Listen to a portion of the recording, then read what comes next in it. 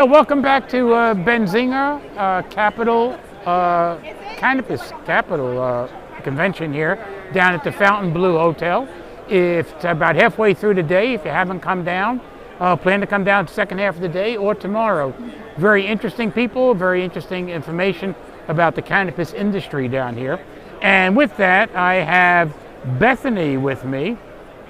And Bethany is the managing director of the Brightfield group. Got that right first time. Brightfield group. And I'm going to let her tell you what this is all about, because our short conversation before this is they know what I want before I know what I want. And I think that's a great company in any business that can tell me what I'm going to get tomorrow versus today. Anyway, Bethany, it's great to have you here. It's a pleasure to be here. So tell us a little bit about your company. Yeah, so Brightfield Group is a market research and consumer insights firm focused on the cannabis, CBD, and emerging wellness category. So we work with clients in a wide variety of ways, really using our data to help guide brand strategy, brand development, product innovation strategy, and expansion strategies. We collect a wide variety of different data sources.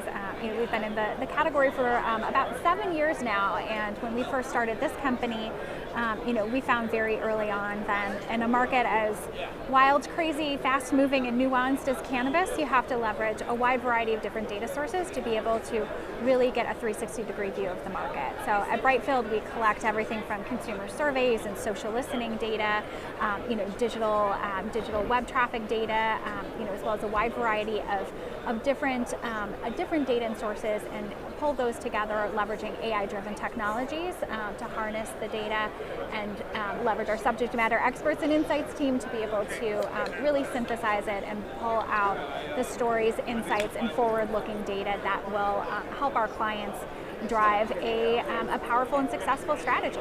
So I'm sure you have dealt with clients, as I would say, just opening up their doors, and clients where their doors have been open for a while, and they're not really getting the feedback they need in product production versus sales.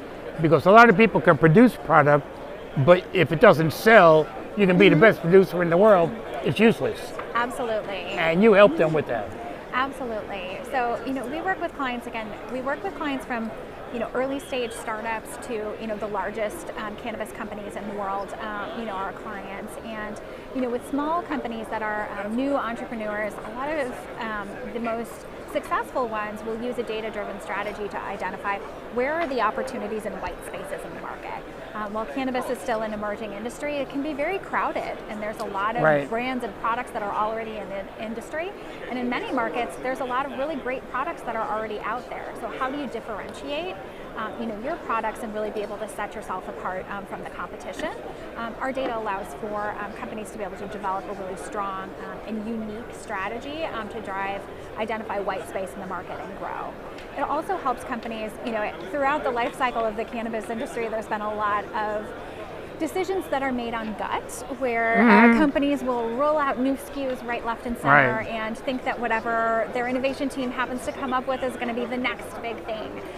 That's a really great way. Well, sometimes that works out well. That's a really great way to oftentimes waste a lot of money and develop products that aren't necessarily distinct or going to resonate with consumers. So we help many of the largest cannabis companies in the world both understand what are consumers saying about their brand, as well as what do they really want out of their cannabis products, and where is kind of that gap and that white space in the market. And Bethany, we spoke earlier, and I won't give the names of the companies, but she does deal with a couple of very, very large national companies dealing with multiple markets. So in dealing with the multiple market syndrome, so somebody and I'll just pick a city, Chicago, is buying a cannabis product. Down in Florida, although it may sell in Chicago, it may not sell in Florida, correct? Absolutely. And that's something that, as we look at the evolution of the cannabis industry, the West Coast really went first in terms of adult use cannabis, and because of the regulatory structures in those states, there's hundreds of brands on the market, and they have some of the most competitive and most innovative categories, innovative products to hit the market, and it is really kind of an incubator for innovation for the rest of the country. But at the same time, what a cannabis consumer in California may appreciate is not necessarily going to appeal to a cannabis consumer in Michigan, or in central Illinois, or in Florida. And so that level of kind of differentiation, it's important, for brands to really understand that there is not one persona of cannabis consumer. There is not one cannabis consumer. Cannabis is now very wide-reaching. More than 18% of Americans over the age of 21 consumed cannabis in the last 6 months, and it appeals to a wide variety of different types of groups, different types of personas, and developing brands and product strategies that appeal and actually target certain consumer segments effectively is really the key to developing long-term strategy and success. So I will ask you from a strategist and a selling standpoint, how did they get these names? I'm an old guy, okay? And I have to tell you, you start hearing some of these names and it's like, well, wait a minute. And I think part of that acceptance from a healthcare standpoint, healthcare individuals really have a problem with that. Yeah. In naming a product like Bubba Kush. I mean, although it's a brand name within the industry, it's hard in a medical state for people to wrap their hands around it. Right. How do you find that? Yeah, well, it's interesting because as much as cannabis is going legitimate and mainstream into kind of the mass market world and becoming very generally accepted, cannabis has some very strong counterculture roots, and the people that are really responsible for the genetic engineering and development of the category, there's a strong counterculture element no still question. included, No question. that's not really going away in cannabis, right? It's an not, important part of the culture, and it's important part of kind of what brought cannabis here. Now, one of the biggest challenges that that brands face as they try to scale and bring in new consumer segments, gain the respect and approval of the medical community, is being able to effectively communicate what products actually do and what to expect and how to differentiate those. You can name a strain whatever you want, whether it's animal cookies or Bubba Kush or whatever you want to incorporate. But what you really need to communicate to a healthcare provider, for example, is what can your patient expect out of this product. And so what a lot of brands have done is moved away from exclusively relying on strains and more focused on kind of positionings on like what the products can actually do, right? So is this a sleep product? Is this a focus product? Is this a relaxation product? Et cetera, so that it can demystify a little bit of things there while still allowing for the industry to hold on to some of the fun aspects. The fun, of absolutely. The strain. Especially today being 420, so it's absolutely. It's one of those. But I find that the use in certain states, I think Florida is one of them, is state law prohibits you from saying certain things about your product, like this is going to help you. This is going to help your cancer treatment or anything else. So I mean, you're caught between kind of a rock and a hard place sometimes. Absolutely. With names. Absolutely, and that's a line that companies in both the cannabis and CBD industries have to really navigate. On the one side, there is not really sufficient research to be able to make health claims, and because of the regulatory structure or lack thereof, it's something that is not necessarily going to put you in good favor with the FDA. Let's put it that way. So on the one side, you don't want to make health claims that you don't have the opportunity to make.